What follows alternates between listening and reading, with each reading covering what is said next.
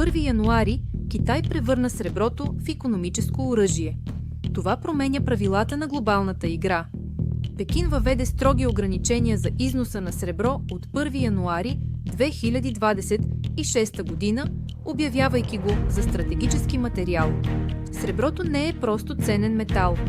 То е в телефоните ни, в соларните панели, в сървърите за изкуствен интелект. Китай е основен производител на сребро, на второ място в света по производство на сребро само след Мексико. Светът вече изпитва дефицит, а новите правила на Китай ще затегнат кранчето още повече. Това напомня на кризата с редките земни елементи преди 15 години. Цените тогава скочиха до небето.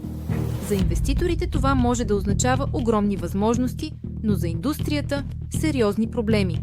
В комбинация с печатането на пари и отслабващия долар, среброто се превръща в критичен актив. Забраната за износ на сребро на Китай няма да изстреля цената на среброто веднага, но е сигурен нов удар за наличността на среброто по света.